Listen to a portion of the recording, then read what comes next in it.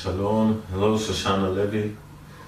We're the third interview with Shoshana Levy. Today is the 11th of April, 2018. We're at Shoshana Levy's home. We're at Bethlehem 52, Jerusalem. Beit Moses. Beit Moses. זה יותר חשוב. It's more important than the address. Hello, Shoshana. Hello, hello. We're going to continue our interview. This time we're in 64. Starting, yes. Okay, fine. Tell us about the journey to Iran. The journey wasn't important. It was right after, I think I said so last time, there's a incredibly strong earthquake in the northwest of Iran. The area is called Khazvin. It's not far from the Azerbaijan border, and the whole area is almost as large as Israel itself. This was an urgent mikraz. Oh, I forgot the word. An international, contract, yeah. what? No, not a contract like the... Oh no, before the contract. Yeah. An international... project that everybody was competing that's against. all. No, that's not the term in English. I want the word for mikraz. Mikraz, because it's very important. It was an international one to reconstruct the area and do many other agricultural and water projects. But the word is mikraz. You'll have to look it up. Yeah. And Israel won. That was a big thing.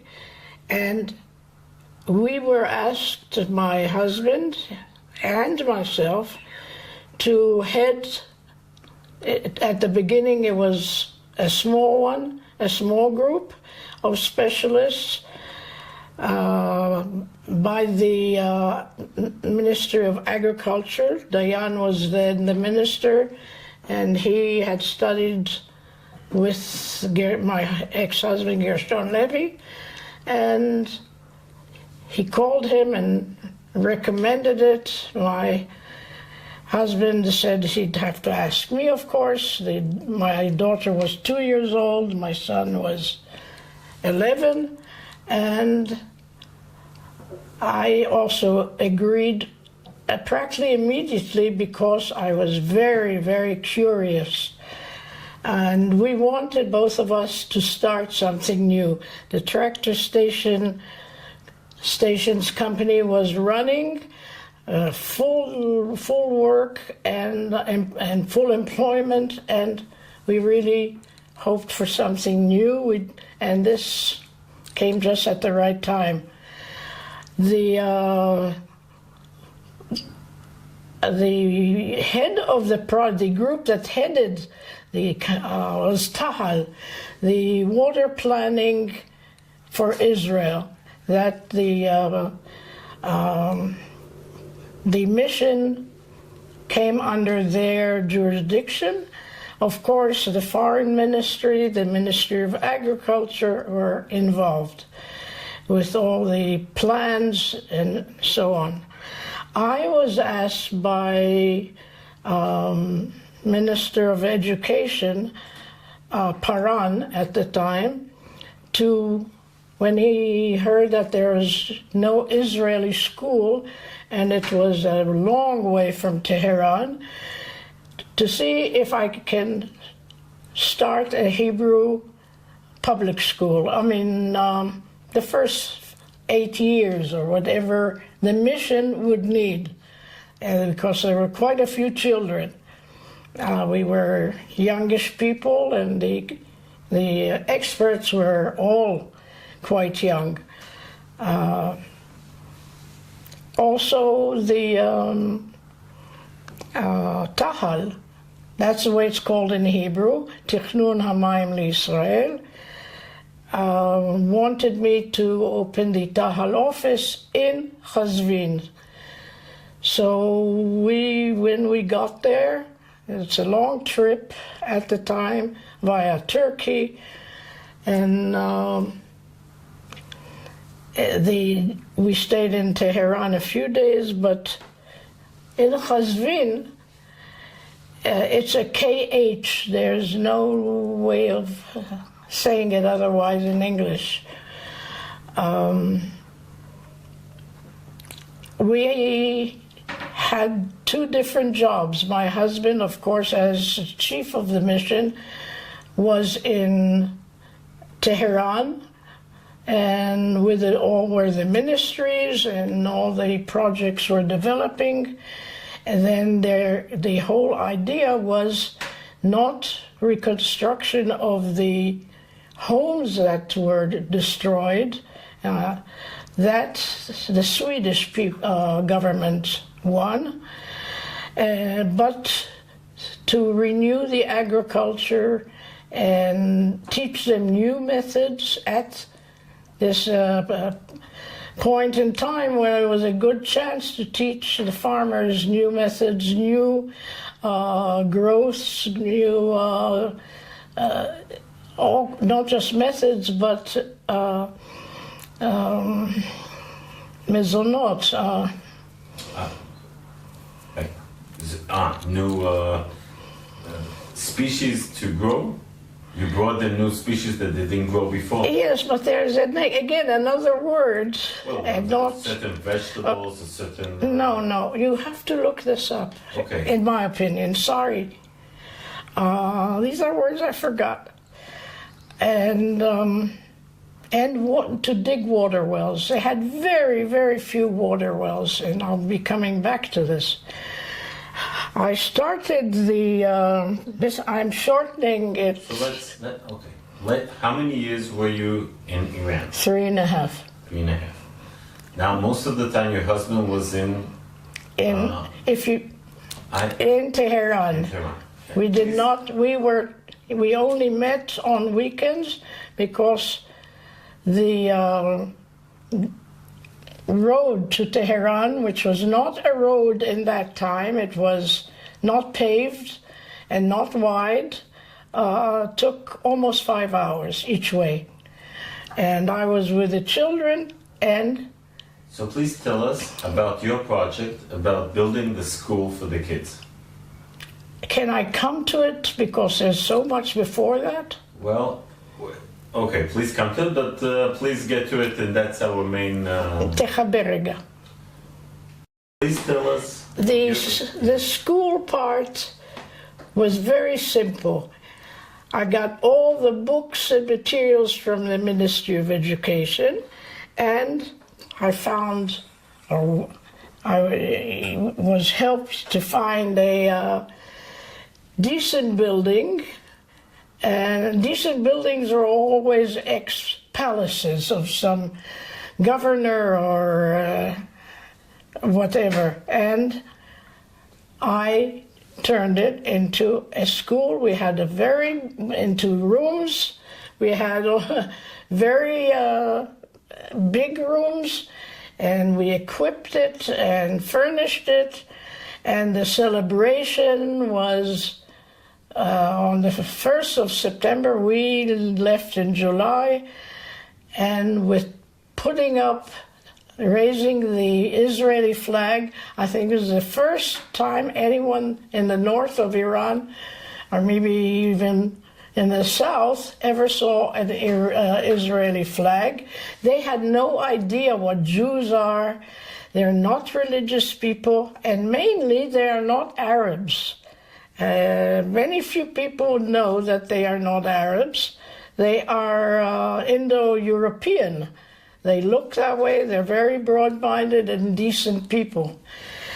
But I turned it over very quickly because I started working with what I saw was needed in the city, in the area.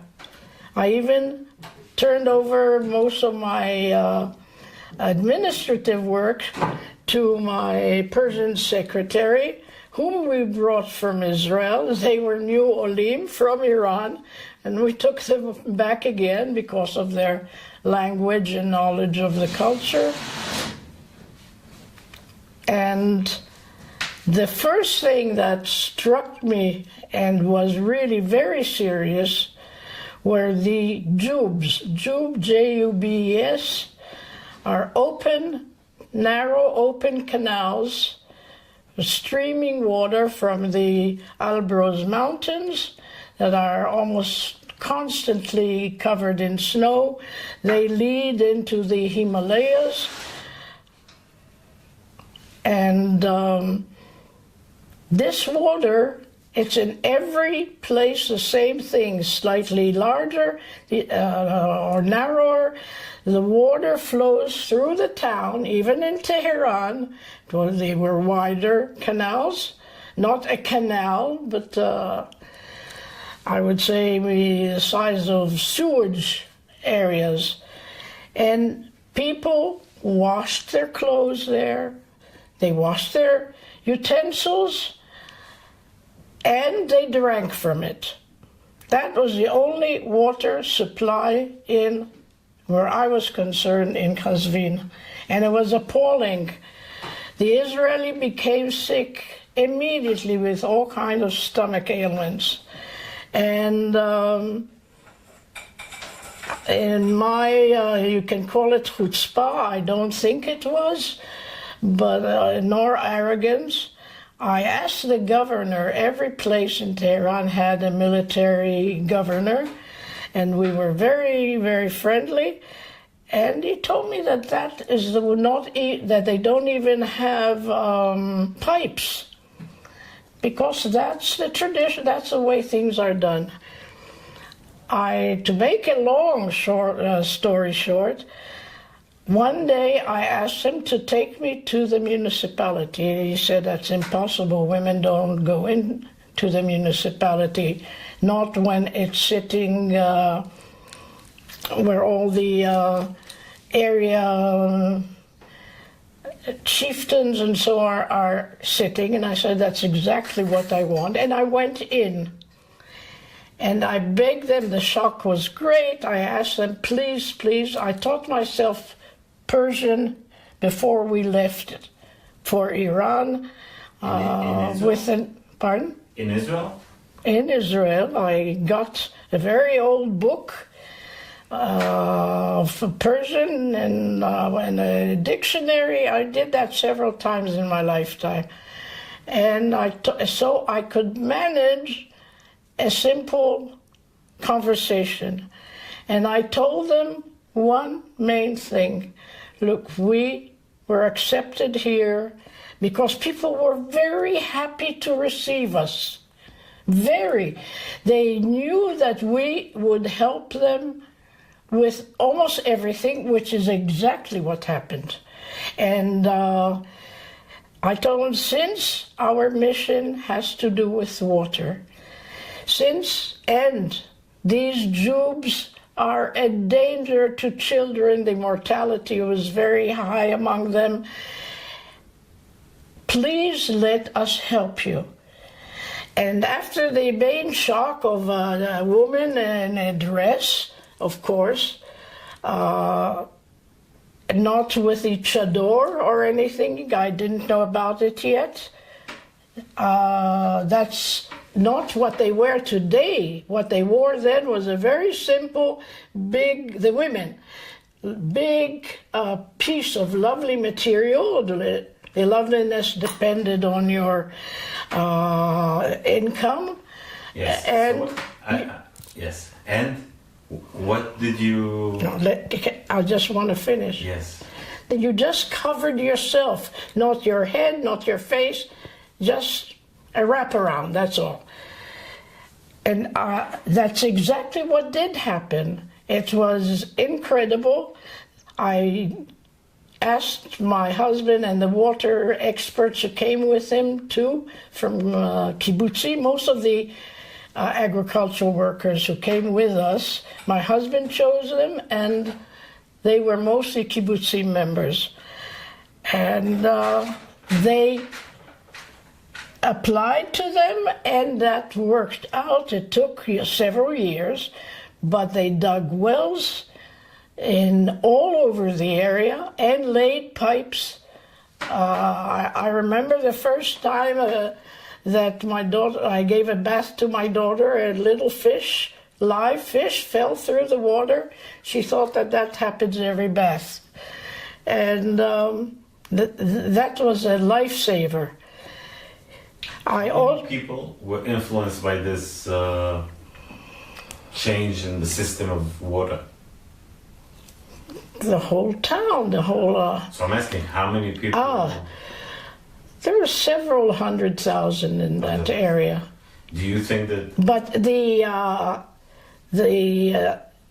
information ran rampant all through the area, which is an enormous area. And people were talking about it and going to Tehran to ask their ministry to do the same in their area. It was really an immediate success. Well, I continued working for the people, not for the Israeli government or what I did what I was asked to do. The Tahal office worked beautifully. The school ran beautifully. I dedicated my work and my time to working with the local people because I felt that they were the most the needy ones. And again, please don't call it chutzpah. It's a great deal of innocence, not just ha'azah, which is how do you say ha'azah? Shoshana, a bit Challenges or Shoshana, what? Please, with your head a bit. I'm a bit. Yeah, but look a bit right to where you're looking. Yeah, okay. Courage. The courage. I taught English at this high school and in public schools. All this is volunteer work. That's understandable, I'm sure. But I sat one day and I wrote a very long English letter. I typed it to the twin sister of the Shah. Now, I have to say a few words here. The twin sister, Ashraf, Princess Ashraf, she was also trying to get the throne from her brother. According to Iranian law, a woman can rule. His wife, Faradiba, was not very active with the foreign groups. But Princess Ashraf was called the person in charge of all social services in Iran. I learned, after this initial success with the pipes, my maid, who was then considered the head of all the maids, because suddenly all the Israelis wanted maids. That it didn't exist before. And they were all called Khanum, which is madam. We called them Khanum, that was a must. And I sent out notices to all our women members that you have to call them Khanum, you have to pay them not less than so much and so much a month, and you're not allowed to wear shorts. Even pants or slacks, that was okay, but never shorts, out of respect for the local people, which they've never seen shorts, and they were very much against it.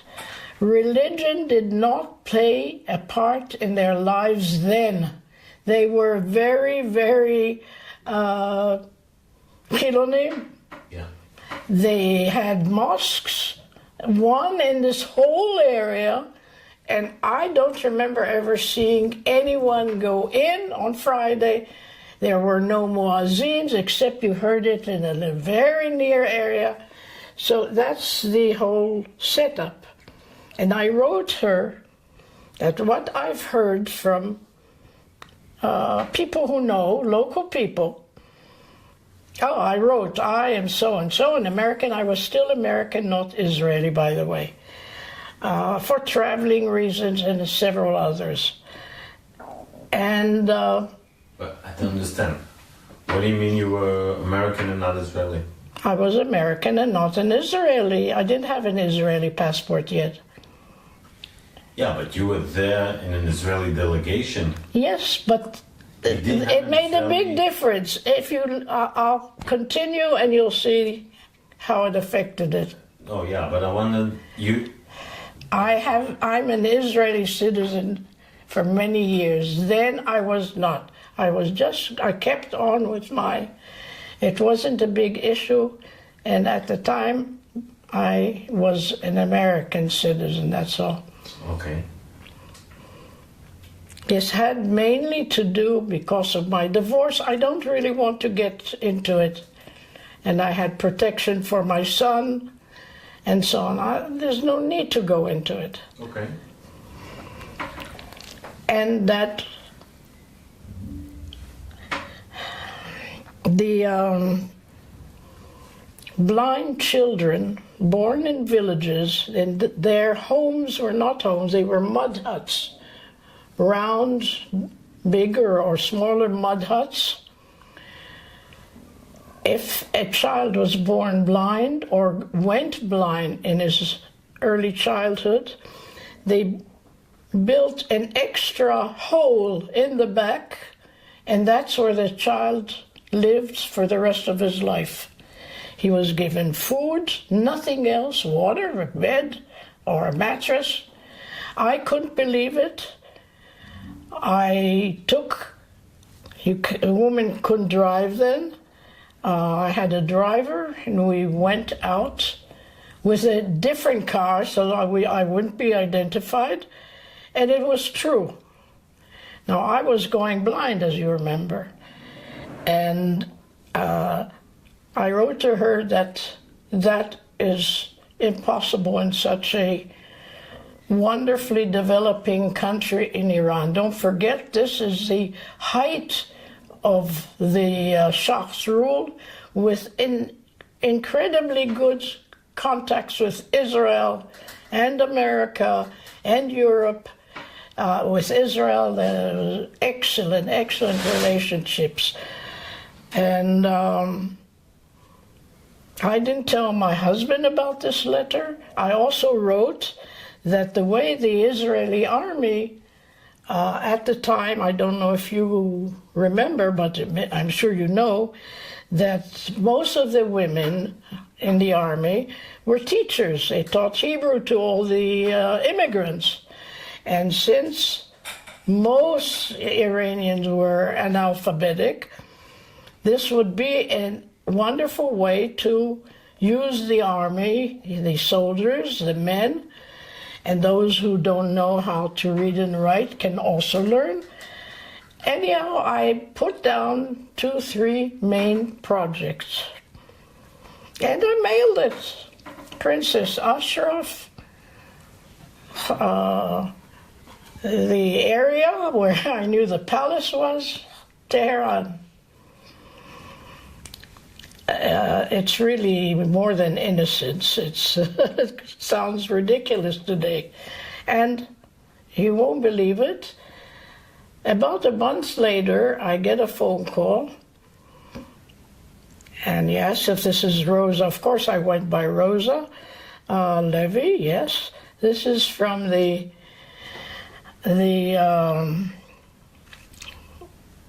office of Princess Ashraf, and I'm the head of the ceremonies, and we want you to come on this and this day to Tehran for an interview. The interim, what happened, and the excitement, my husband was very angry with me that I did it without, also the embassy in Tehran. How do I do such without protocol? I never did things with protocol, that's true. I admit it today, and I'm glad I did it that way because that's how I got things done. And the long list, first he really didn't interview me, he interrogated me. Who am I, where from, where was I born? A long list. Was I sent by, and he knew very well who sent us. And then he gave me a long list. You have to wear gloves. You have to wear stockings, not shoes, not sandals. You have to wear a hat, etc., etc., etc. We'll let you know. And about again a month later, he phones me, and I have an appointment, 15 minutes, with the princess on this and this date. Of course, I left a night earlier. We had a lovely hotel we liked when I could come with the children. And it was a very, very lovely, small hotel, but very, very let's put it that way. Of course, Iranian hotel. In Tehran, this was again July, the following year. I'm already there a year. And it's 45 degrees heat. At least 45 in the summer. That's what, in the 90s, or I don't know the Fahrenheit system. And I did it. I said I couldn't. I phoned my mother. It took about 4 hours to wait until you got an exchange through Europe to talk to her. And she told me, do everything you're told to do, etc., etc. And I did not. I couldn't wear gloves. I never wore a hat. Stockings in that heat was impossible. And the excitement among the Iranian staff of the hotel was enormous. This long black car comes, and with a kavas. I don't know if you know the meaning of the word. I know it from my great-grandfather that the Arabs used to go ahead of him to the synagogues, to his synagogue, with this, also all well-dressed, and a very long silver cane with the nicer the top is, it's a ball or a crown, and he beats the earth in front of him to announce that someone important is coming. And that's the way they came up to me. And it was I felt very embarrassed, but very relaxed. And my children remembered it. And I went to her, to the palace, there are very few words. It was like a Hollywood place. It's so glittering, so the riches were, you could see it, you could smell it. It was so full of beauty and rugs and carpets and huge. Iran was famous for their ceramic work. And the main thing he told me at the interview is not to look at her and not to talk to her until he gives me permission to talk to her. Well, we sat, and I'm using my hands because I remember it so clearly. We waited for her in a huge, several living rooms with all kinds of corners areas you sat. Yes. The richness of the place, it's unbelievable. Shoshana, may you please get to the meeting? I'm sorry I have to cut. She walks in I won't describe her then, a lovely little woman, and they start talking in Persian over my head about who I am and about that she read it and about the project. And she tells him that there's no such thing as hiding the blind. When I heard that, I turned to her in Persian, and I said, but it is, I saw it myself. And since I'm going blind, believe me, we can do a lot to save them. Well, he was shocked that I didn't listen, and I talked to her.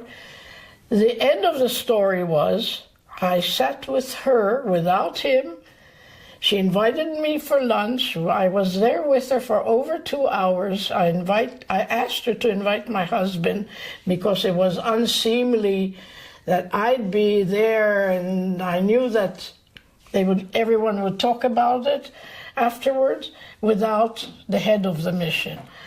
And it was really, really a blessed thing for them, because I asked for, again, another home, a house, and I opened the very first center for Iranian blind children. There was never anything like it.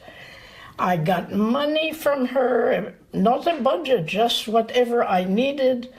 I got some young women. Everything is Iranian, of course. The Israeli women refused to help me. You want to cut it out? Cut it out. They thought I was crazy. And I taught them what the Vitzo and Matav women were doing here, the young ones, how to make small aprons so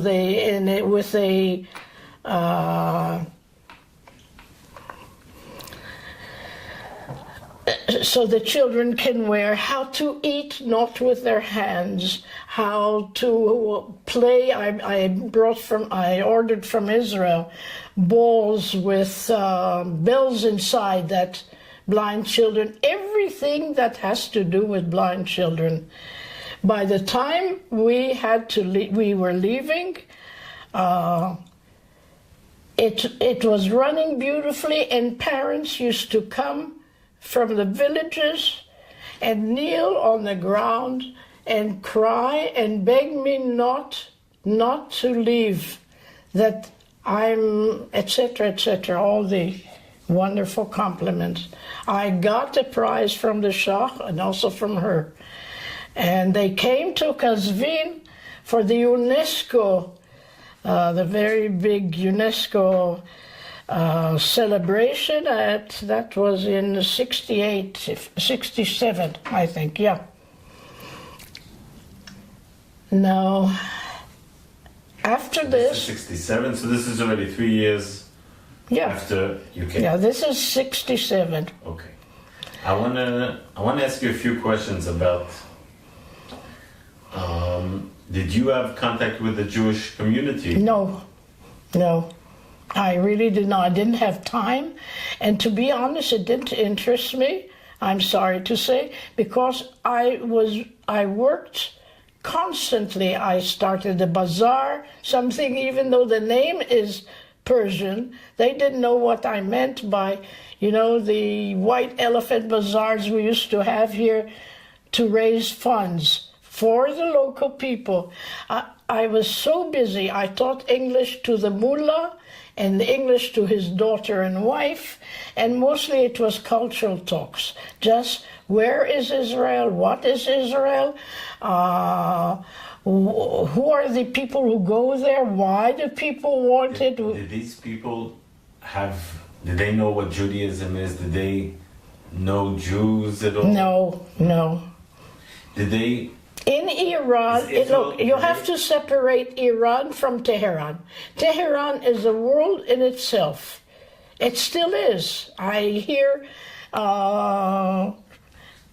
people from Iran who talk over our radio, clandestine or other ways, and in Persian or in English, and it's an enormous city, and that's where government was, and they were quite out of touch with the people. And the Shah, unfortunately, that was the biggest problem. His riches and lack of contact. No, really knowing, I wouldn't say caring, about what the people were, the way they were living. One other thing I'd like to mention is that I took all the blind children to Tehran, to an eye doctor I was being treated by, and we saved about 3-4 children from blindness.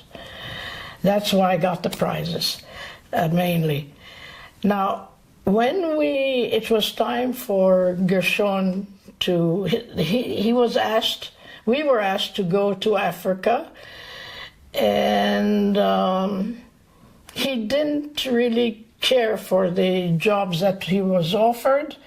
And then we applied to the UN, to the FAO in Rome, and they grabbed him, because in this world of agriculture, not politics, I think it's in every field, but the word spread around very rapidly that and there were, at the end, there were over 40 couples who came out there and to do the work, and they did a fantastic job.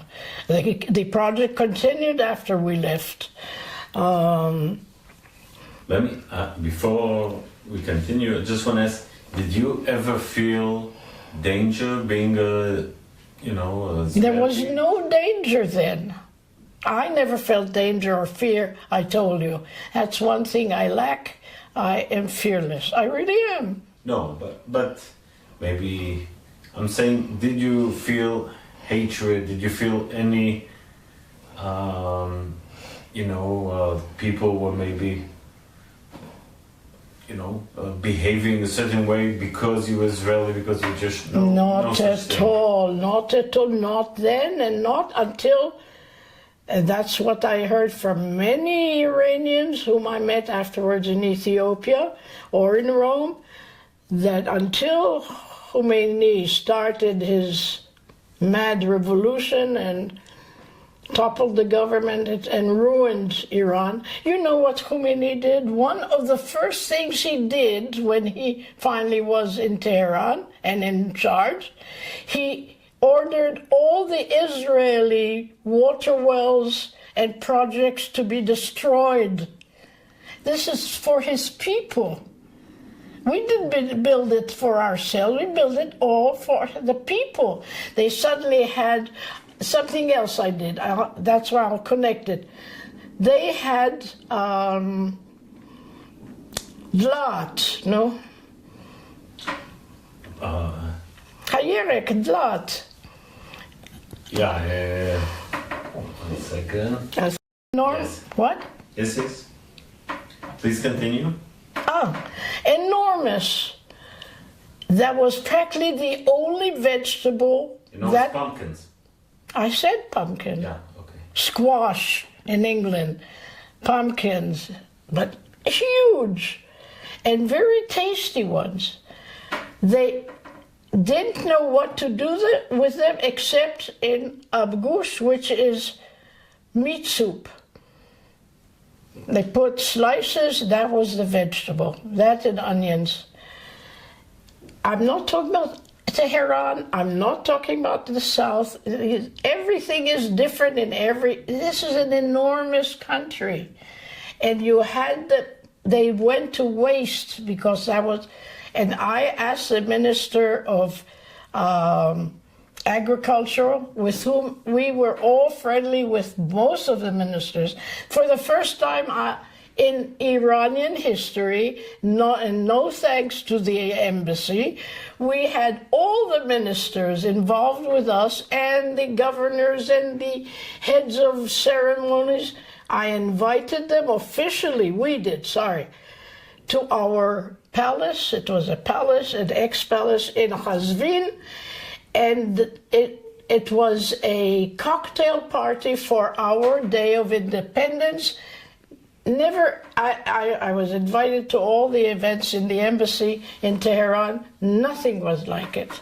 Nothing. If I had time, I'd describe. The whole area was influenced. The roads around and the garden and whatnot. And now, I asked the Minister of Agriculture to let me tell people what to do with it. He says, you know what?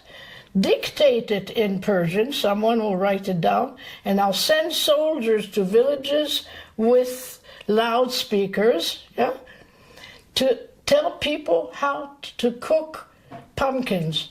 I had their pumpkin soup and pumpkin pie and every kind of thing that I knew. They had the condiments. Condiments is the word that we needed before, mezonot. No, there's another word.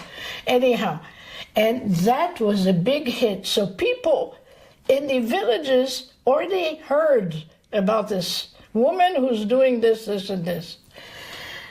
Now, when we went to Rome for this interview, I also had a very important appointment for testing my eyes in London, and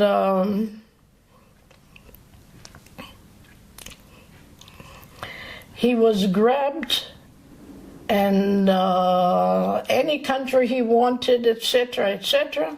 Your husband? Yes, and we decided on Ethiopia. There was a This big... is 1967? Yes, just before the war. Okay.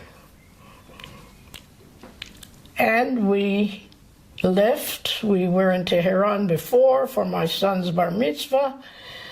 That's in May, and we left in June. Okay, so let me, before we go to our next stage, kind of conclusions about Iran. How did you keep in touch with people Iranians that you met there?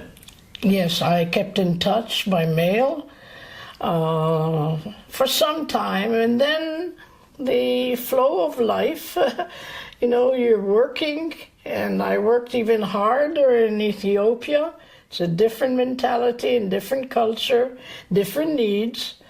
But at the big parties of the UN, I always met ministers or who were ministers, and then things started changing quite rapidly in Iran. How would you conclude your donation to the Israeli project and to the Iranian people? Can you ask that? I didn't understand the first part. How would you conclude all your activity that you did there to the Israeli project, but also, as you said, to the Iranian population? I don't think it had anything to do with the Israeli population. Well, you're at the school, did you said in the beginning? Okay, it was a school, but that doesn't affect the Israeli population. It was a school. Okay. It was very, very helpful for the local children. Yeah. They wouldn't go to very low-level Iranian schools in the area. Again, not Tehran. Yeah. In Tehran, many went to Iranian schools.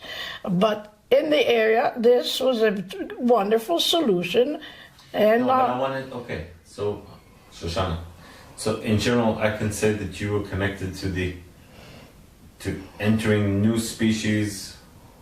Please louder. Okay. Let's continue. Let's continue to the next stage.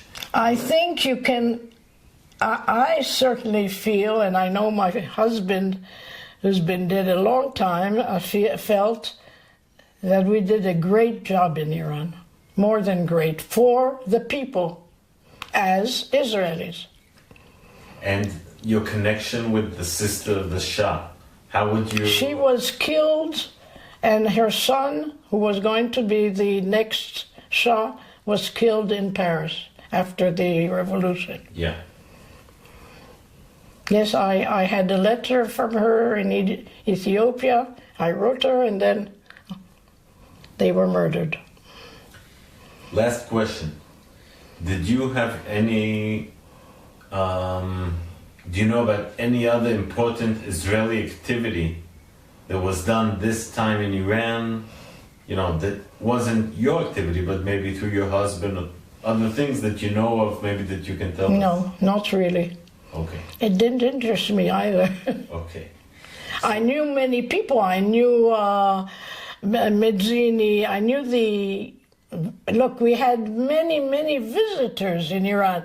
For instance, Yacobi, he was very high up in the government. He sat in my dining room and did his doctorates, and I helped him with local material. But look, I told you, or rather, I was told to cut, and I cut a lot. One second, I want to stop. We're in Rome, and your husband is... No, we got the job, or he got the job, and then I, in my Can you usual... remind us his name, please, again? Pardon? FAO, Food and Agriculture Organization of the UN. So, no, but your husband's name, can you remind us the name again? Gershon Herbert Levy. Okay. So 1967, you go 60s, yeah. Yes, and where in Ethiopia? we took our children and we flew via Pakistan, which was also... it was a rare visit since we landed there first, and it was really horrible, so dirty and backward. And of course, to Addis Ababa. There's only one place you go to if you're not a tourist, and that's Addis Ababa. Now, I have to say something not very nice, but I will say it. Because of my bad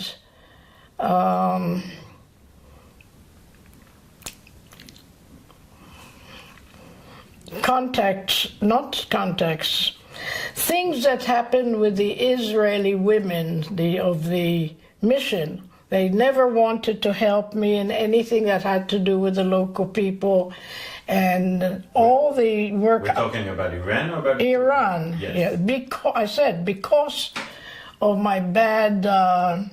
connections and relations. Not just relations, their behavior. In my opinion, I did not want to live in the Israeli ghetto. I called it a ghetto. It was really an area only Israelis in Addis Ababa. And we found the UN found a villa for us in the American section. It's called the American Old Airport. It was head of the American military mission. There was also the American International School, where most of the children of ambassadors went. And your kids studied there? And we decided to live there. Please tell me first, your husband, Gershon, what was his job? Yes, of course I will. He was asked to be in charge of the biggest project the Ethiopian government started.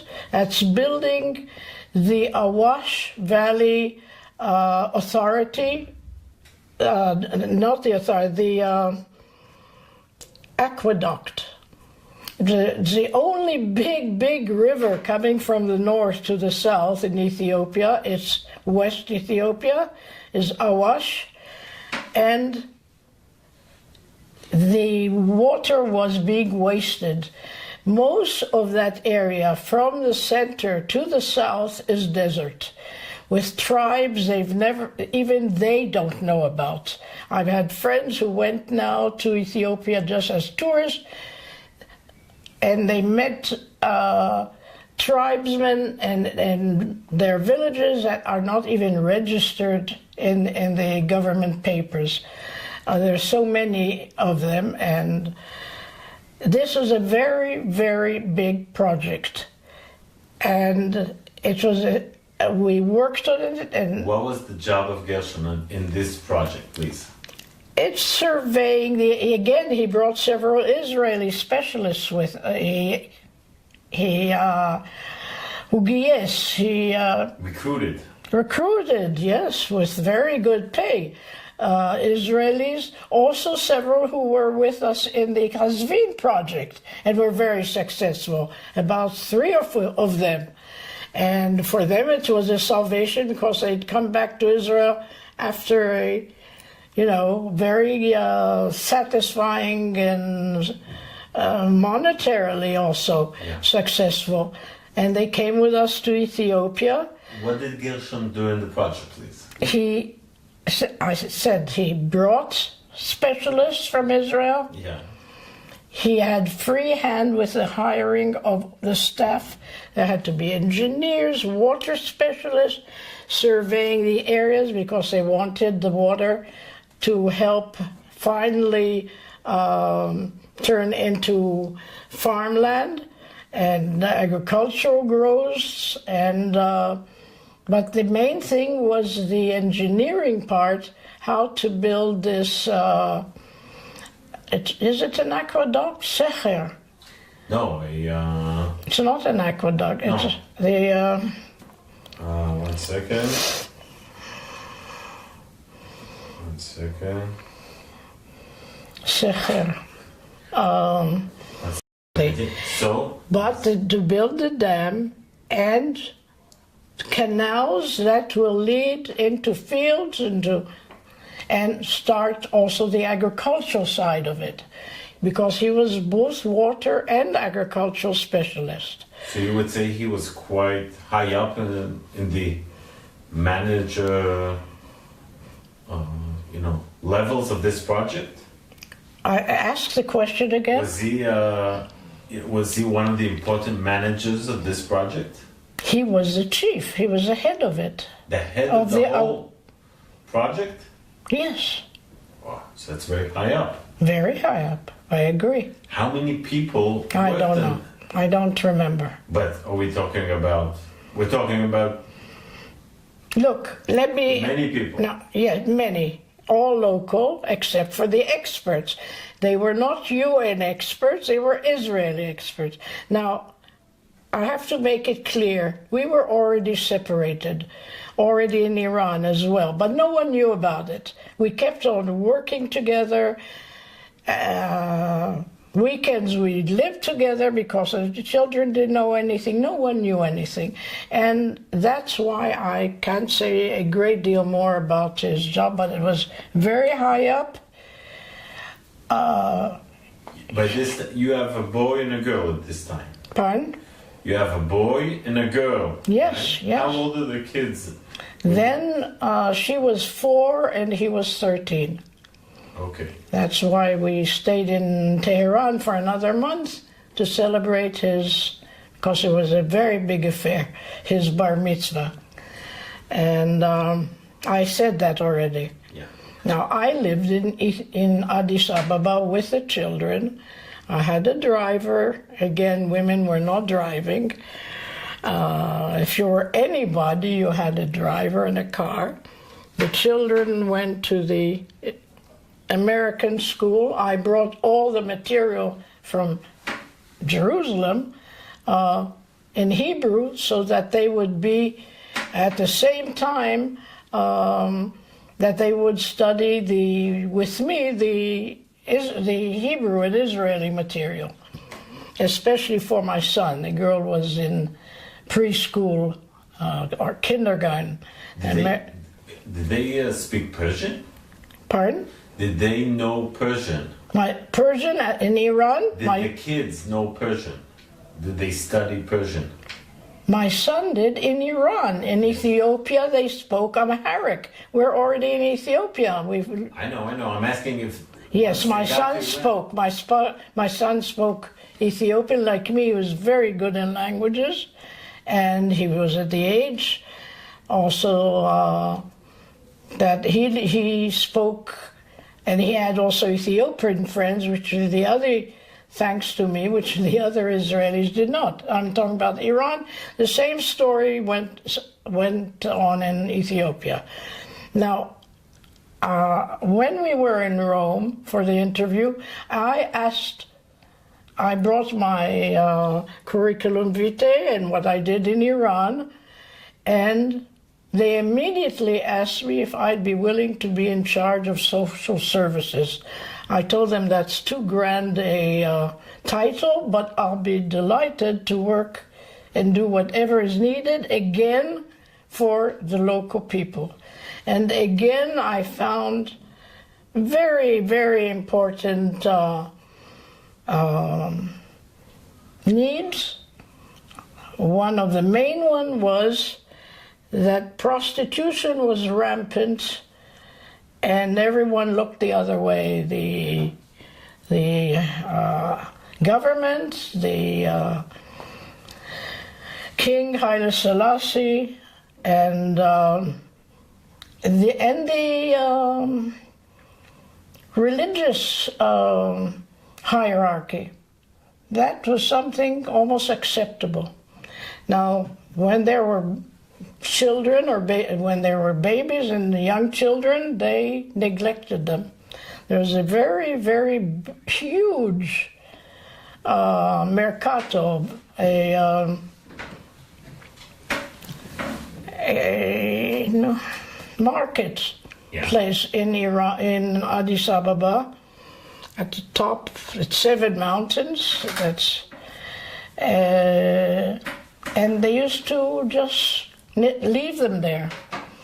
When I saw that, I wrote again to the granddaughter, whom I met already, of Haile Selassie, the king of Ethiopia, that I think we should do something about it because it just involves hundreds of children. And they have nothing to eat, nothing to do, no schooling, etc. And I suggested to call it Homes for Orphans. Just orphans. Okay. Just to understand, how did you get to know her? I'm trying to cut. Just in general. I was in charge of social services. I started bazaars with all the African and European embassies, the women, for cocktail parties, for donations, for contributions, all kinds of sales, all kinds of art and craft centers, which Mrs. Dayan did a tremendous job there. She opened the Arts and Crafts Center in Addis Ababa. Mrs. Dayan is the granddaughter of Haile Selassie? No, his wife, his first wife. Okay. The only Mrs. Dayan, really. Ruth Dayan. And I already knew her from Israel, from my mother's family. They were friends with her parents. I said that in the beginning. Anyhow, I met quite a few, and I was in their home. The Princess Sebele, they were all educated in England. Lovely, lovely people. Again, the Israeli women refused to help me in anything because they said their husband worked hard enough, not in my husband's project, but in all kinds of development projects that were going on in Ethiopia. Yeah. I got a huge building from the Royal House and money, and I asked the police to start rounding up as many children as they can, and again from mouth to mouth or to ear. What's the expression? Yeah, from ear to mouth. From ear to ear or to whatever. Yeah. And it spread. And again, I furnished and I helped teach several young Ethiopian women. By the way, I have to say they are lovely, lovely people. Very quiet, very gentle. They're very, very beautiful people, not just handsome. They are not West Africans. They are Semites because the origins of Ethiopia are from Yemen. It's facts that we know already in anthropology and history, and they all the Christians are proud to be the children of the Queen of Sheba. Yeah. And you see the cross, a different cross altogether, next to the Magen David. And how did they? They received us in open arms everywhere we went. And the minute we said Israel, and we were coming to the 6-Day War. Yeah. At the time, I also was asked by the emperor's son, who was the head of the University of Addis Ababa, a very big, sprawling university, and several Israelis taught there. Jabotinsky's grandson, and several. I was asked to teach social work. I'm not a social worker. To those who are already graduate students who have something similar to a high school certificate, maybe a year or more in some college. Now, this is the 6-Day War. I did not teach a great deal. The boys and girls, and I had a very big class, were so eager to know every move of the war here. I had a big map of Israel and the Sinai on the wall. I had a good transistor, and we used to sit, listen, because it's all Hebrew, and these are all Christian kids. I translated and explained, and that's how we got through. It was very difficult time for me because there was no contact with Israel, no telephones, and I couldn't get in touch with my parents. It was very harrowing. And then luckily a cousin of mine who was ambassador to Colombia, an Israeli ambassador, of course, he got in touch with me through the Ministry of the Foreign Affairs. That's how I knew about my parents, that they were okay and so on. This again was after a year or so. It was very, very successful because we started, the local women that I organized started teaching them how to read, how to write. How many women were you in touch with? How many women did you teach? I didn't, no, that was at the very beginning. Then I always knew how to pass on authority. And after I taught a cadre of about 5 women, they had to teach the others how, again, you taught these are different ages. And we didn't take kids beyond, I think it was 13 or 14. We couldn't handle that many. And again, how to wash, how to eat. It was like a pneumonia, youth hostel. No, again, there's another word, pneumonia. Okay, like dormitories, yeah, in that sense, and they lived there, and it was a very big success. The 2 main things that happened afterwards, and following the war, there was a whole section of the city with brezent. I don't know how you say brezent. You know what? Fence with kind of a, yes. Very high material. It was green all the way up to the Mercato. That's over 1 kilometer or 2. I can't gauge it right now. It's very thick, opaque material. I don't know the word in English. and there were always guards outside. I thought at the time that it was a military affair. I was told no by the. Don't forget, we were living in the American quarter, so there were many. I had neighbors who were a general, and another were colonels, and we were in excellent contact relationships with them. And my daughter I bought her a horse, a donkey, and my son, I bought him a horse, and very different from the Israeli living. And they told me that no, it's a very mysterious, huge area, and from what they know, prostitutes are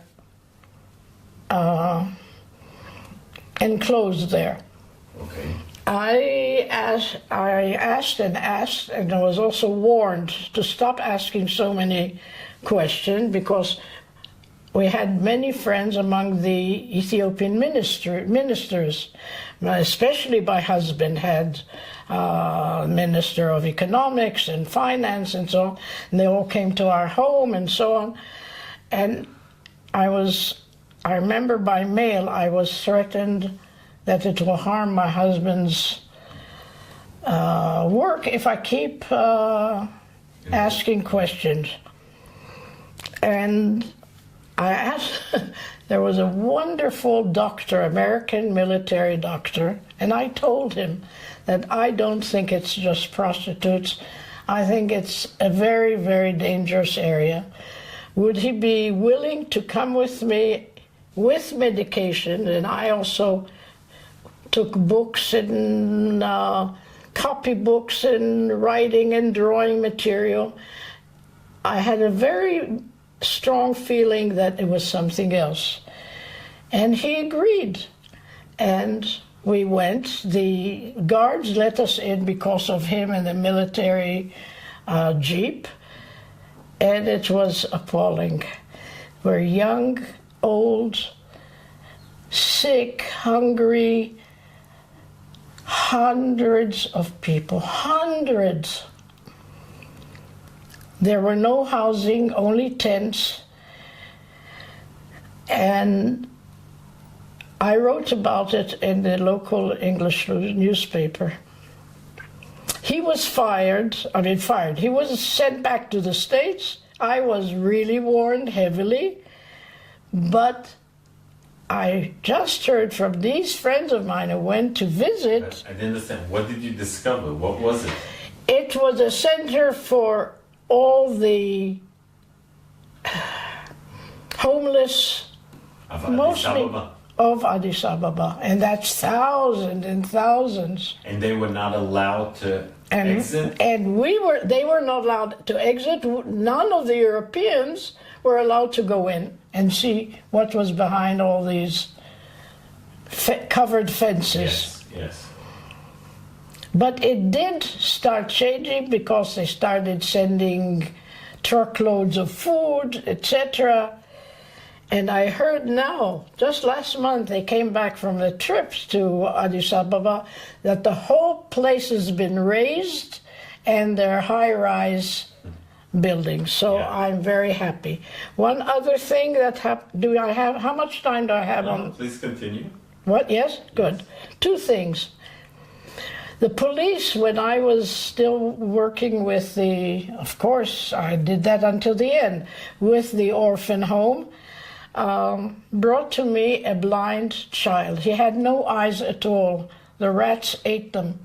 He was a very short, he was a very small boy, and he was blonde. He was light brown, so obviously he had European blood, but he was one of the neglected ones, and I adopted him on the spot. What do you mean by adopt? I brought him clothes. By the way, that's something we distributed, and I got the princess. There are many princesses, and not princes, but princesses, there were many, and they really sent us a lot of clothes. And I sort of babied him. Instead of being 4 or 5, he turned out, I took him to a doctor, he was 7 years old. And I wanted someone to teach him how to read and write. Professor Michelson, the head of the oncology eye department here in Hadassah, who was my doctor for years and years, I told you about it. He was head of a mission to open the first eye hospital very near Addis Ababa. It was on one of its borders. And I took the boy there. They put glass eyes so that at least it was, you could look at him. My young daughter remembers it very, very clearly, the way he was. And he was a lovely child, and they also adopted him, so he stayed there. And when we finally left... Also? Michelson? Who also adopted him? The hospital. Okay. And he stayed there. I wanted to adopt him and bring him to Israel, and my husband refused completely. And so he stayed there and broke my heart. My daughters, who loved him very much, she was younger, but...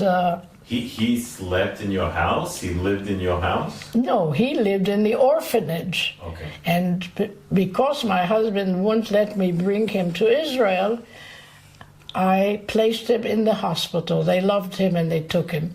Okay. Just as a child who grew up there. Yeah. It was a hospital. How many years were you in Ethiopia? 3. I was there 3, and again afterwards for 2 more. Okay. Now, what happened at the end, this is 69, my husband,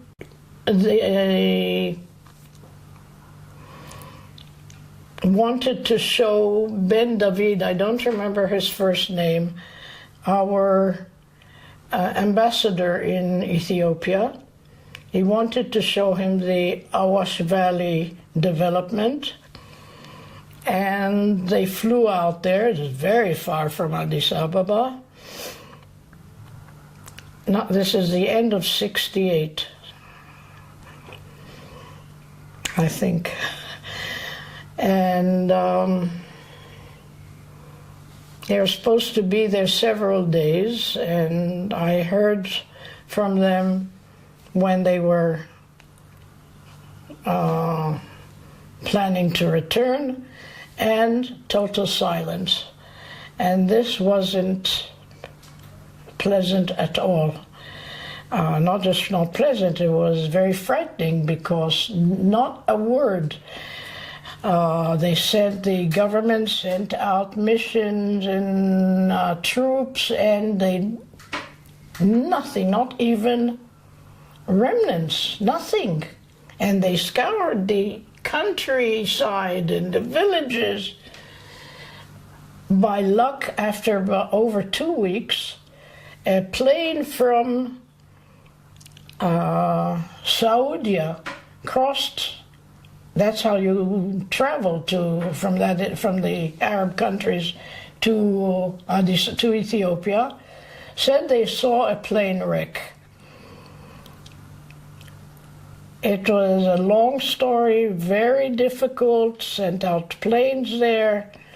The pilot barely survived. He was a French guy. The ambassador was killed, apparently on the spot. A very big, some kind of wind cyclone or suddenly rose, and it was a small plane and toppled them over. the local villagers took care of my husband. He was severely wounded in the head and also internally, until they got him to the hospital in Addis Ababa. He was really seriously wounded, and he was there for, I don't remember if it's 2 or 3 weeks. I brought a specialist from Israel, but the amazing thing was the princess used to come personally and bring me. I moved into the hospital room to be next to him and take care of him. I mean, they didn't have top nurses or male nurses or female nurses at all. And so my son, who was then almost 15, drove our car. We had, of course, UN license plates, and he was very tall for his age. And if you were white, no one stopped you. And he would come and visit me. He took care with the maid of my daughter, and it was a very, very difficult time. We were then, he was told before that his job was ending. One second. Continue. Pardon? Please continue, please. There were complaints by the workers, those who were black, most workers.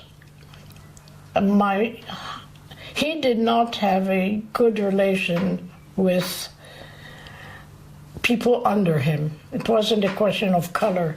We had that also in Iran. He managed exceedingly well with equals. Not with underlings. And then the accident happened, and he was sent to Israel by the Israeli government to Sheba Hospital. I stayed in Ethiopia with my children because it wasn't the end of the year, the school year. And it was very important for my son to finish his class before we returned to Israel. Then we were told that the UN is granting us a prize for work that he did and that I did, and sent us, when he recovered, this is several months, to Rome as a vacation, and that was a fantastic time.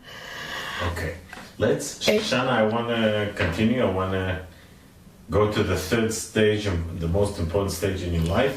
Before we go to that, I just want to conclude a few things. First of all, how was the experience working with the UN for you? Lovely.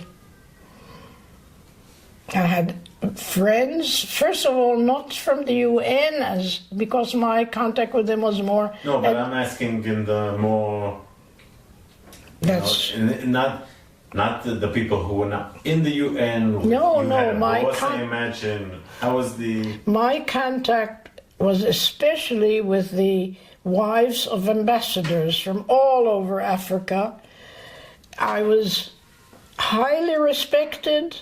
I organized many cultural events, social events, and I had excellent relationship. For instance, under the cover of teaching English, I had a group of Jordanian, Russian, and other wives of several countries we were in.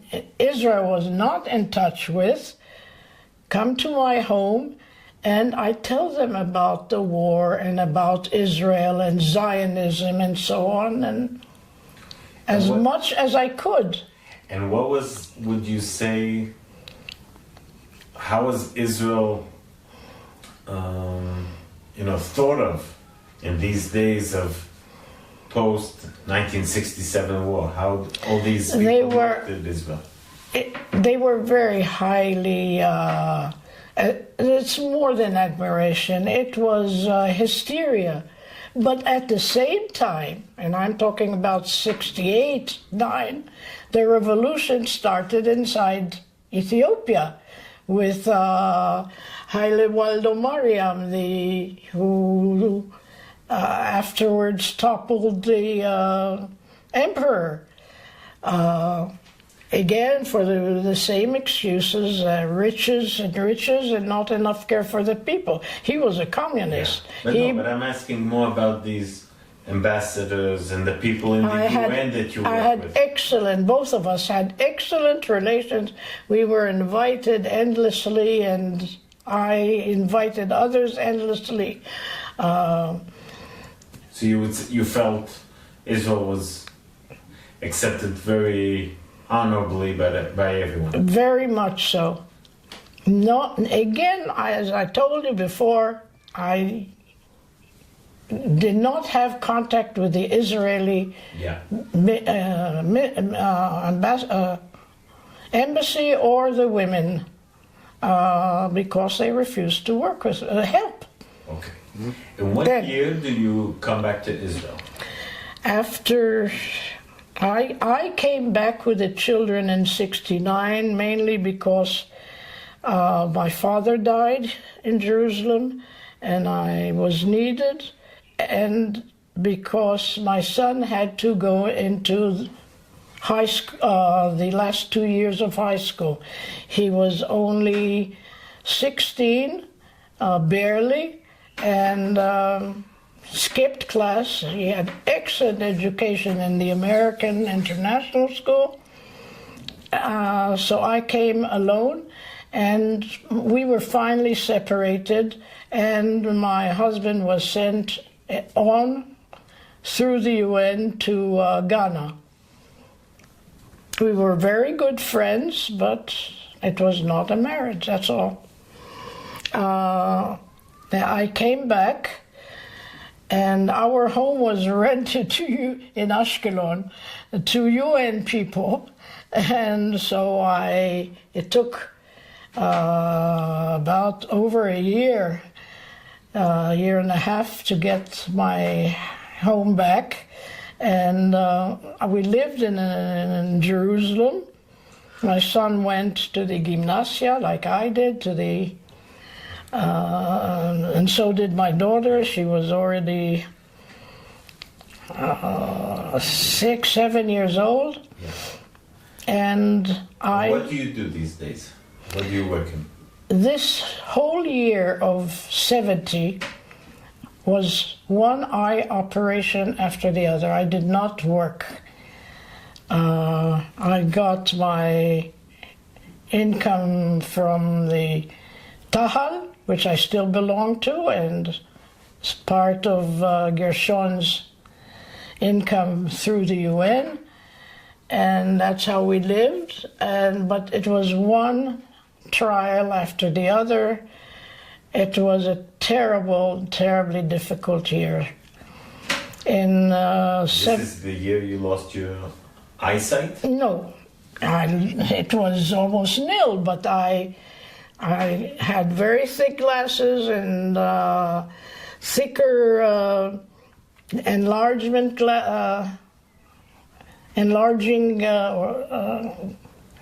glass.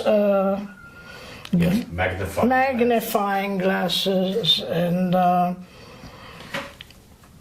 after this year, what do you start? 71. Yeah. We went back to Ashkelon.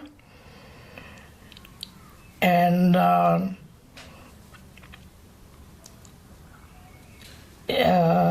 second, 72. 1 second. Yes, please proceed. 72, the 73, before the Kippur War, the first Russian immigrants came from Leningrad, and they opened a very big absorption center in Ashkelon. That's again a long story, but they were treated in a disgraceful way by that particular manager. The Moroccan inhabitants of Ashkelon, they're all also pouring into Ashkelon and built neighborhoods, were very envious. They did not treat the Russian immigrants who knew nothing Hebrew or only Russian. They were all highly educated. They were not given the food they were promised, etc., etc. I was hired as the cultural director, and of course I did many other things, including letting them come to my home to phone directly to Russia because this manager would not let them. And they all had babies. They were young, wonderful couples.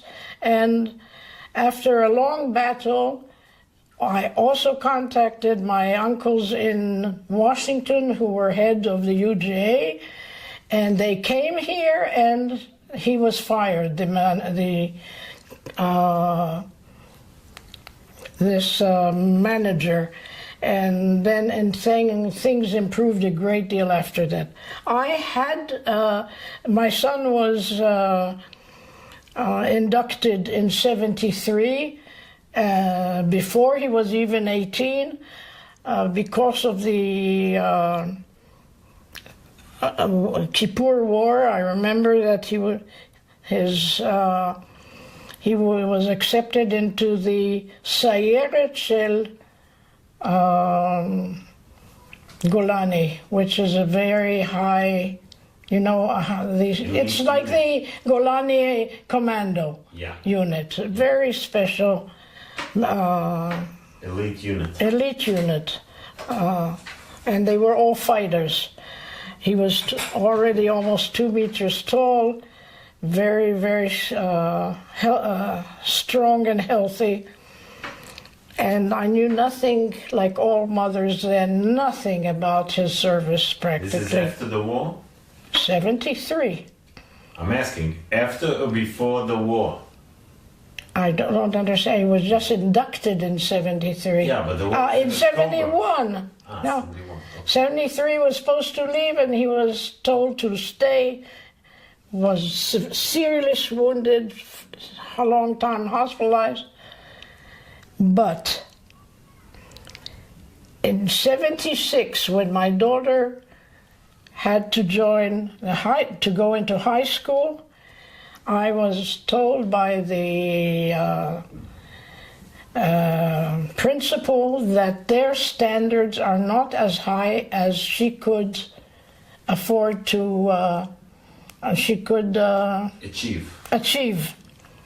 So unfortunately for me, I had to leave Ashkelon. We moved back to Jerusalem, and she was accepted at the university high school, and I worked immediately accepted at the university itself in research and development. I worked there from 78 to 80. I left because I found out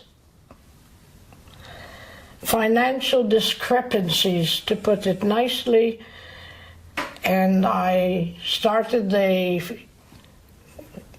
to try and correct things in my usual way. It didn't work, and I resigned.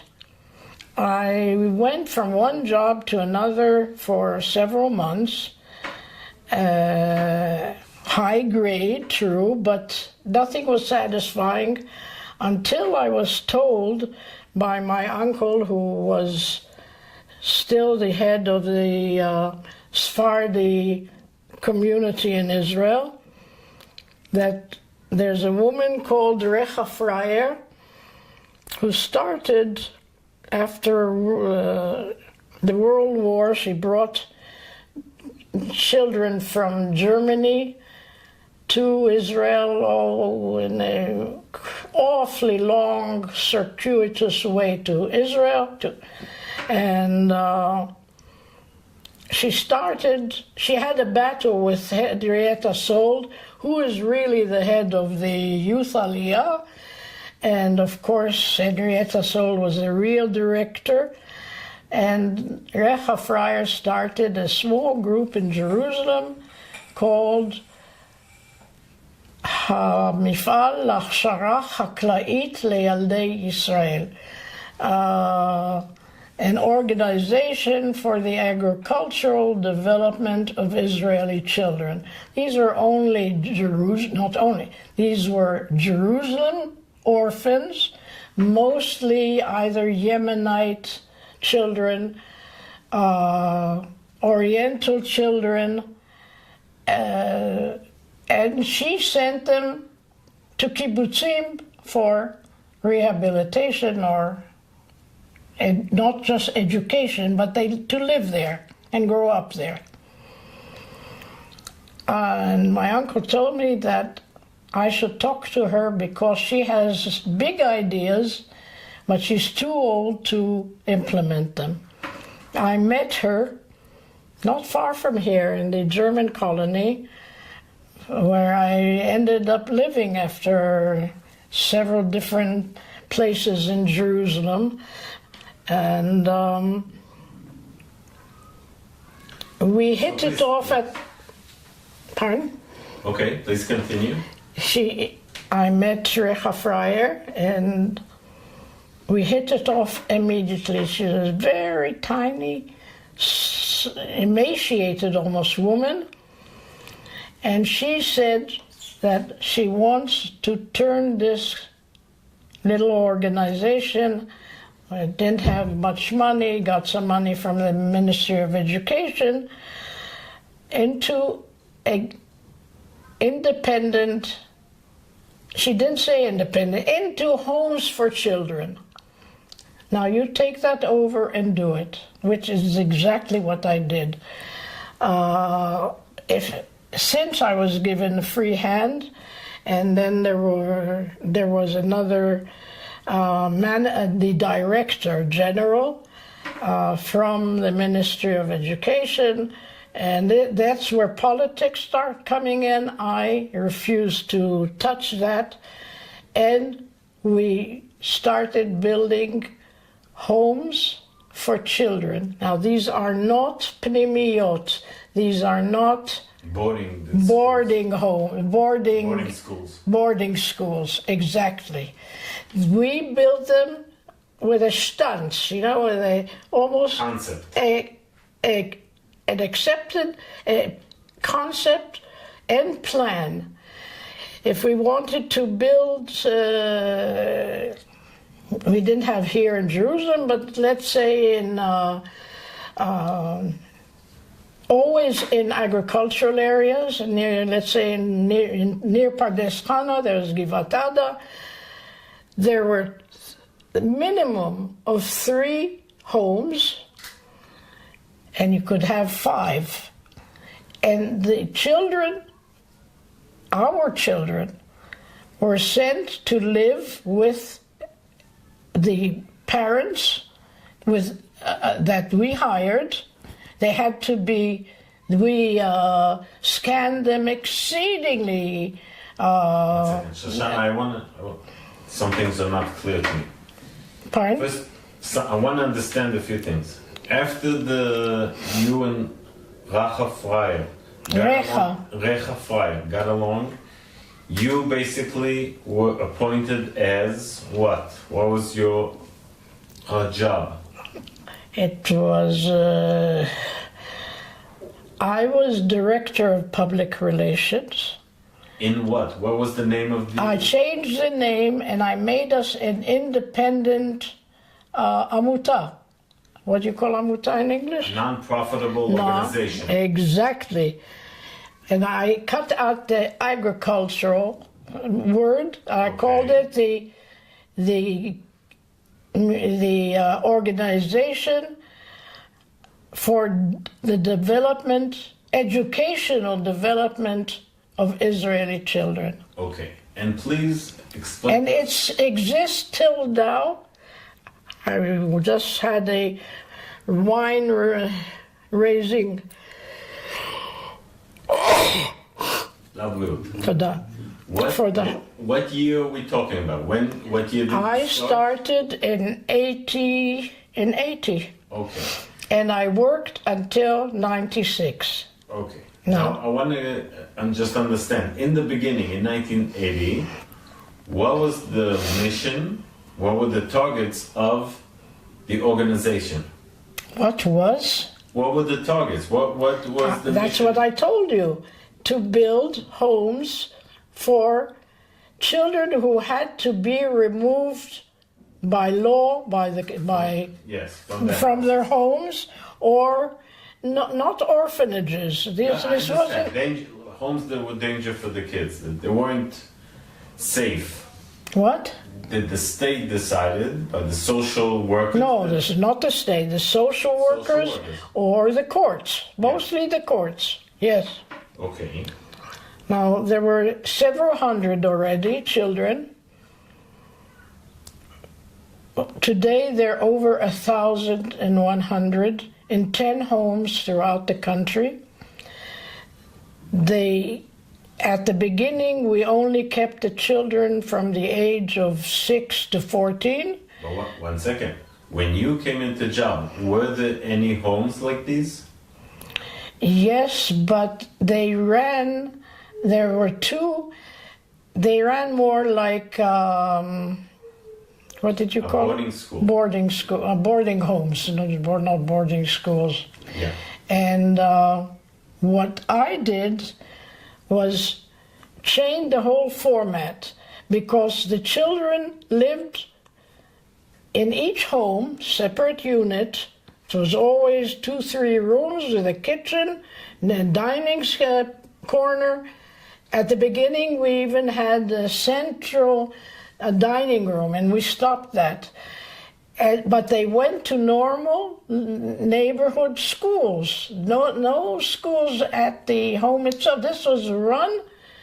You had each home was parents, 3 children, or 2 or 3, and 8 to 10 more of hours, of all ages. Yes. Now, this is an enormous job.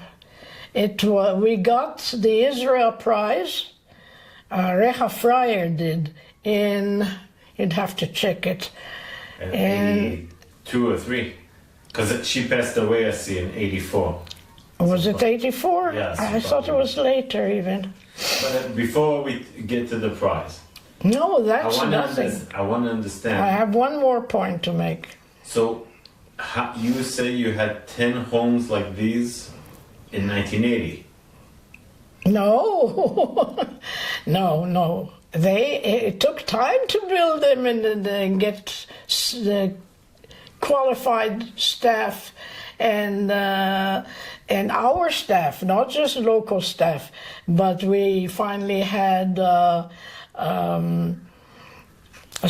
child psychologists, arts and therapy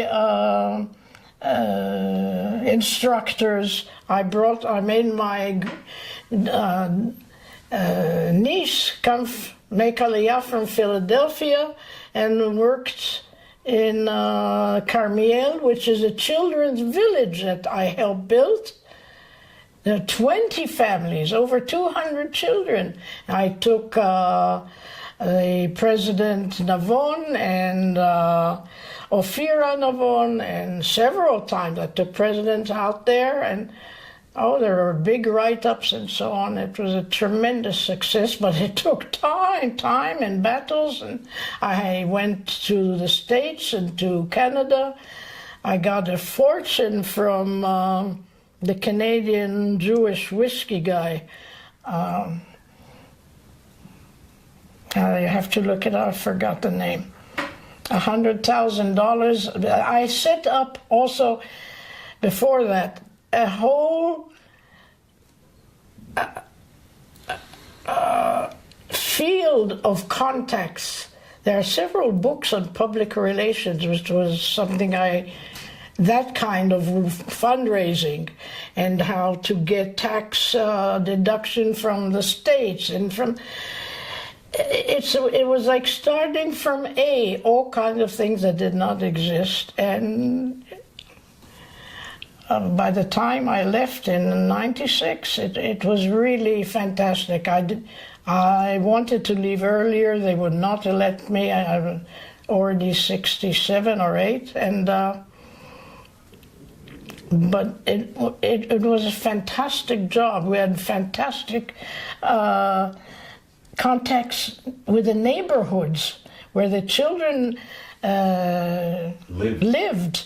I had playgrounds in every home. A home, I mean now the whole bite, the whole home. Every home has a name. Neve, everything was Neve. And then I made a very big film of the children in English and in Hebrew, and with that I canvassed many places in the States, especially Washington and New York, and Philadelphia, where my sister lived, and Canada, where my son lived, and I had what was the name of this billionaire Jew who started the famous whiskey I'll look for it. empire. But the money was taken away. We went to Yrוחם to start a new home in the Negev. And I had the plans and the houses, and we were a whole big mission group, a great deal of excitement. And then politics got into it, and the money was taken over by the Ministry of Education. And but it was a very big success, and it's a very big success today. People know only of the Mishpachot Omna. Yeah. We had nothing to do with it. As a matter of fact, we sometimes send children to Mishpachot Omna. We wanted them always in homes. And we built, the last thing I'll tell you, I just met at this glass raising ceremony. I started the fundraising for it. The first, in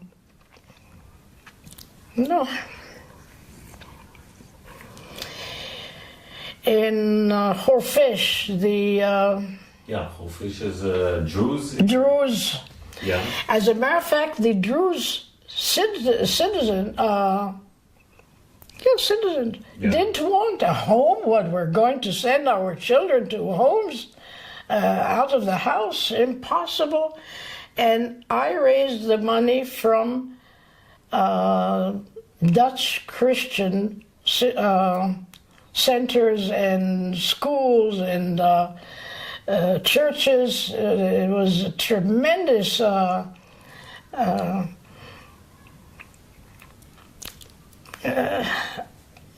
wish to help us, especially when they heard it's Druze. And it's a thriving home today with over 75 children, all Druze, with Druze directors and 5 units called a home. So that's a tremendous success. Yeah. Let me ask you a few questions, if I may. First of all, by 1966, when you left. 66? No, I'm sorry. Oh, 96. By 1996, yes. when you left. 86, I'm sorry. Yes, 96. What the hell? You were there 16 years about. How many homes did you have by the time you left? 10. And the village. It wasn't a home, it was a village. It's next door to Carmiel, just before you get to Carmiel. It's huge. The village, but the village, that was, how many kids were in this? I told you, 20 family units, which is about 200 children. We made a big change quite a few years ago, that the children can come to us from the age of 4, and they stay until the army, and very often they come back after the army wanting not just to live there, because that's their parents. Even though they had contact, we always insisted they have contact with their biological parents, but the good life they had was in our homes, and they very often stayed to help. But in these homes, you say the adults was a family parents that had their own 2-3 kids. These parents who had their own children. These people changed every year or two. Pardon? Did the parents? The counselors who acted as parents, yes. Did they change every year or two? No, that was the whole idea, that they stay as long as possible. Yeah, but if it was a job for a year, no, we wouldn't hire them. Yeah, but it's very hard to stay. Okay, it wasn't. There was a person in charge of hiring special people together with the psychologists, committees we had, and it became a huge mifal, really. And very successful. Now, did you have a contact? Did you know some of the kids? Yes, at the time, not afterwards. Do you have a memory of a certain kid maybe you want to tell about? Oh, several. I remember when I was filming, the children weren't, I organized a Lag BaOmer yearly event in the Sachne. You know where that is. Yeah. Each house had its flag, and it had picnic arrangements, and almost all 1,000 of us would meet there for a day's kif. And that's when I filmed on one of the occasions.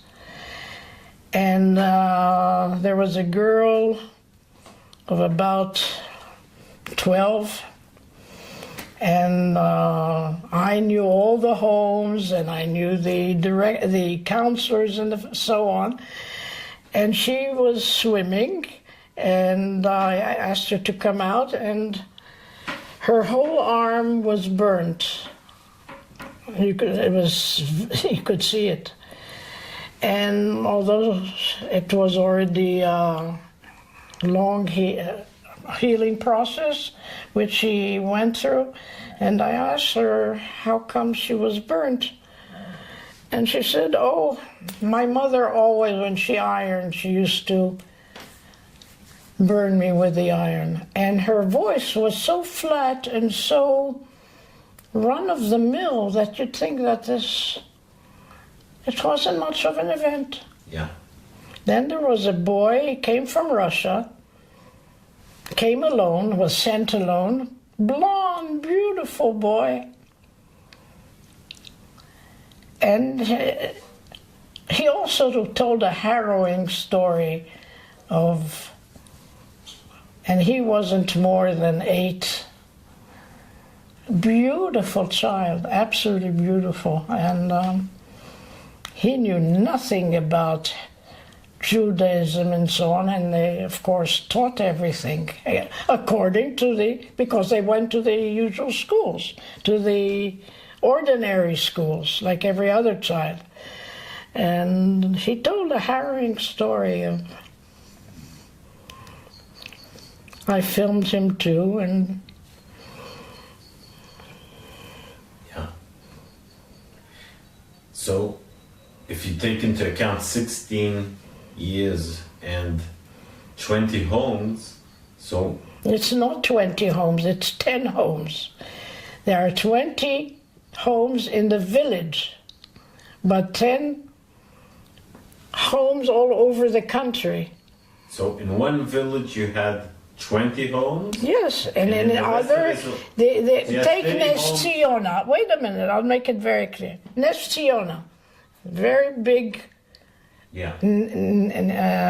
Neve Zion, Neve Yehuda, sorry.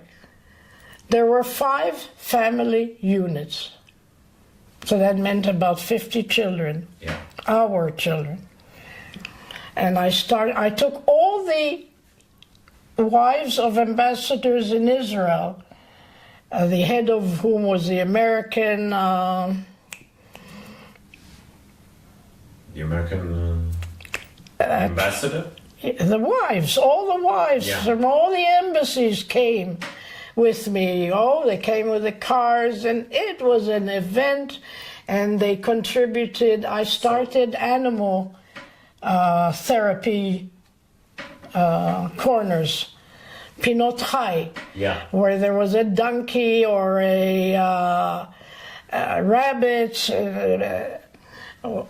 Everybody thought this was crazy, but I knew that it's worked because I had animals all my life, and the value of it. And the children adored it, and they sang for them and put on some kind of an act for them, and we had these women for lunch, and it was a big event. And they all contributed. I had a very big fundraising event in Herzliya, in the American ambassador's villa. What was their name? Very simple American name. Lovely couple. The Israelis adored them because they not only spoke Hebrew, they were, of course, Christians. But they took part in, I think it was Smith, or... a very common name. In the 80s. Pardon? Yes. And we had a very big cocktail party there. She organized everything. When I got there, and after showing the film that I made, she gave me a cowboy hat. And there were hundreds of people from the embassies, not Israelis. This was all from the various embassies in Israel. And, you know, like in church, you go around and I collected a great deal of money. Yeah. Samuel Lewis? Exactly. Sam Lewis and his lovely, lovely wife. Now, so what I was going to say, that if we take into account, basically it's 30 houses all over Israel. No. You say 20 in the village? Yes, but we count the village as a village. Okay. It's a unit. Okay, so in general, I would say that hundreds or maybe even thousands of kids went through the homes. In your period. Pardon? Went through the homes in your period. Yes, of course. There still are. Of course. And they all go into the army. Please say the name of the organization again now. In Hebrew, it's Hamifal Lachsharat Yaldei Israel, and in English I called it the Organization for the Educational Development of Israeli Children. Okay. Instead of agriculture, I put in educational. Yeah. How was your contact during this time, let's say, with the state, with the social workers, with the Ministry of Education? No, we all had our own social workers, psychologists. Yeah, now, they had their contacts with their peers. I had contact with the Minister of Education all the time, whether it was Navon before he became president, and Weizmann at the beginning, because I knew Ruma, I knew Weizmann himself, and we were very close friends. And okay. But that wasn't the important part. My part was work. One second, so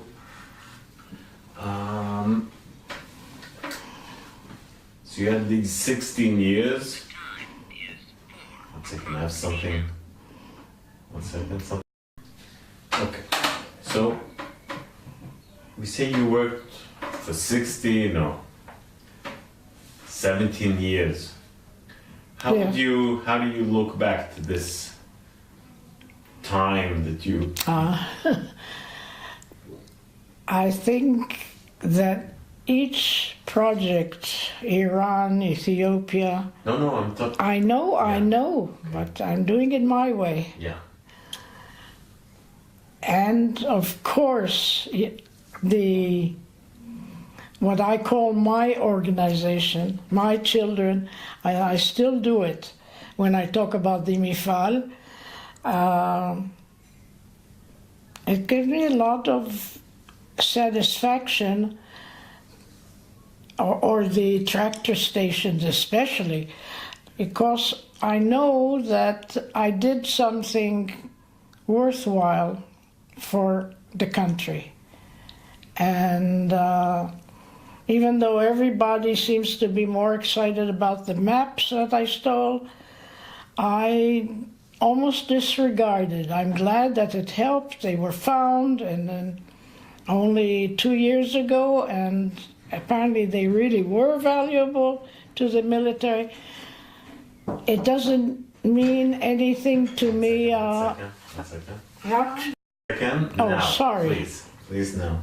Yes. It doesn't really mean much to me, or there's no comparison what I feel from the time I came back to Israel and really did whatever I could. And I'm a good worker, and I still have abundance of energies, and I'm doing in a small way the same kind of, not the same kind, but in the same genre of work here, wherever there's I'm the representative of this dependent group, the department, with the House committee we have, and I usually talk directly to the director. If there are things that have to be improved or changed and so on, I'm there. That's a question of character. Please tell us about what you've done or about your life since you say you finished your work in 97 or so. So please tell us in the last 20 years in general. I did a great deal of work in volunteering, organizing volunteer work throughout the country.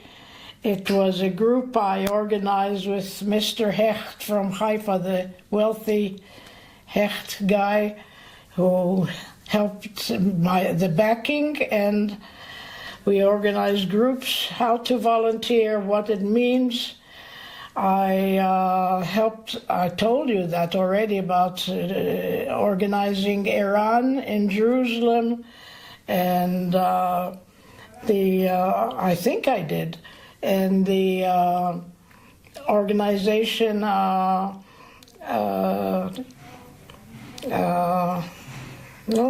to translate it? What's it? Ozen Kashevet.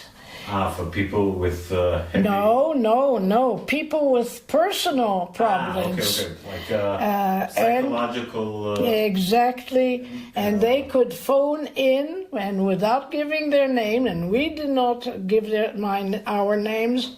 We were trained in psychology before. We were not many counselors. I started with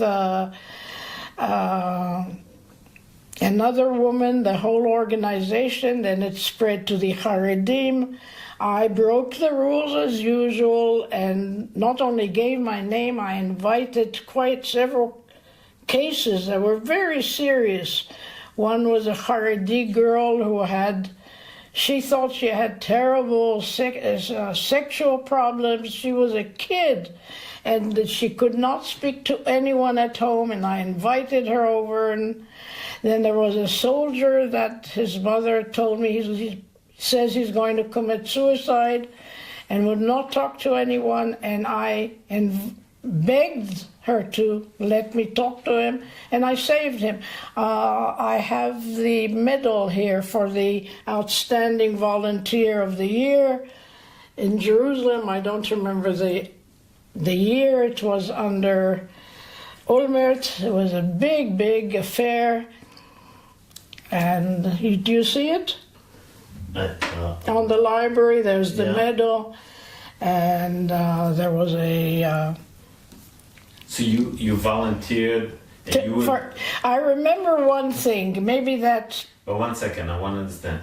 For all these years, you volunteered in Ozen Kashevet. You were you volunteered as a person who listens to conversations. Yes, and then when I could not get to our office, which was in Machne Yehuda, I had a special line in my apartment in the German colony, Jabotinsky, before that was published as the number to contact Was in there for sure. this and this and this, Yeah. among all the other numbers. And When did you lose your eyesight completely? completely was 3.5 years ago, and that's when, since I loved cooking and I started burning my fingers because I did everything alone up till then, I decided this is the moment to leave and go to I thought it was called old age homes. They all have different names. And I came here, I knew the area, I knew, I lived right practically next door. The German colony is right down the road, and I had no light. People ask a very ignorant question when I tell them I'm blind, Iveret, yeah, blind. But do you see this and this and this? Do you still have light? The word blind, certainly in Hebrew, means it's total. Yeah. There's nothing. I told you, I think, when we talked between us, that I have a great deal of light inside. I wish it would go outside, but it's all inside in colors and shapes that it's like a, what's that, you remember? I don't, you're so young. I keep telling you, do you remember? It was a toy, and if you turned it, the pieces of colored glass would fall into different shapes. Periscope. No. It's something with scope, but I don't remember. Okay. Yeah. That's what I have inside my head. I don't feel blind sometimes. It's very difficult.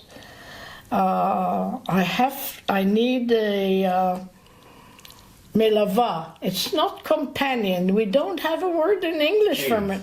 Aid.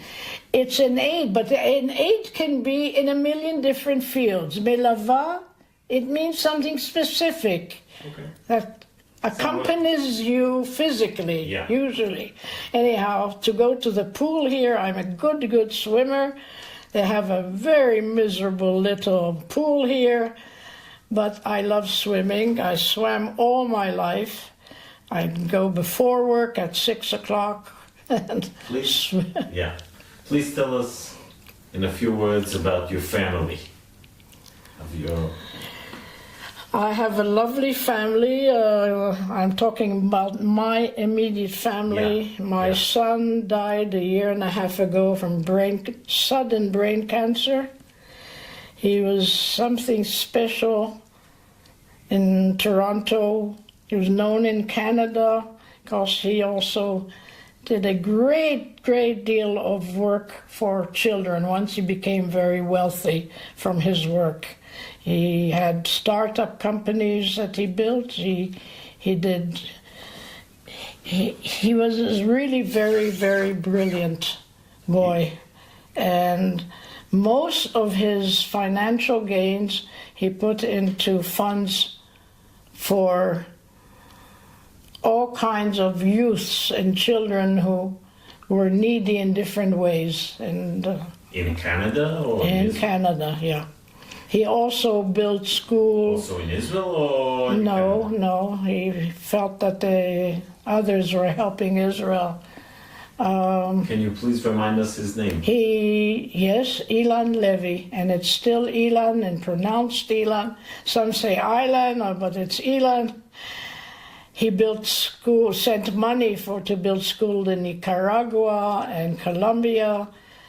He raised it by crossing from west to east, entire Canada on bicycle, and television was following him. I had the whole story. He told it every day, and people were receiving him, and then people joined him on bicycles, That was a months-long ride. Yeah. And he did many things like that that I felt were very similar to me, and we were very close, more than kindred spirits. Yeah. And I have a wonderful daughter. She's religious. It's Dalia Ruth Halprin. She's married to a lovely man. He's a doctor, a specialist, and they have one son, Hillel. And they live, where do they live? They live in Bnei Dekalim, which is in eastern Lachish. Okay. Like she said once, my daughter, she's a doctor. Her doctorate was in ancient Jewish art. And next month she's invited to Germany, to Heidelberg, the university, to lecture. And after that to a famous town near Hamburg, also to lecture on ancient Jewish art. She uncovered many things that were unknown in the religious world about Iurim, that would, what's it called? Illustrations. What? Illustrations? No, the art of making art with the Hebrew letters. There's a special word. Like phonetic art. No. There's a special word, and I'm ashamed that I just forget. I sometimes now forget words in English because I don't use it. Very little. Shoshana, I would like to... How do you see, for conclusion, Yeah. how do you see the state of Israel today, and what would you like to say to the generations come that will see this interview in the future? Yes, but this is an American. First of all, the more young people come here, we need young Western children, youngsters who go through the army, and then we have to change this government. That's about all I'll say. It's a disgrace what's going on here. That after 70 years, we don't have peace. And everyone will say that Abu Mazen is to blame. Not everyone, but a great deal, especially under the Likud. And I think what's going on with the Prime Minister, the government, and I do not belong to the left. I may have very liberal ideas, yes, and very humane ideas, yes, but they're not political, and we have to save this country. I find it very painful, and I mean physically painful to me, after doing chalutziyut and pioneering and working to build this country. And I'm not the only one. We have others here in this building who are either Shoah survivors or people who came from Europe right after the war to build this country, and they did build, and to see how easy it is to destroy every good, God's little acre? Yeah. It's heartbreaking. Shoshana, with these words, I would like to thank you very much for the interview that you gave us about your life, about all the amazing activities that you've done.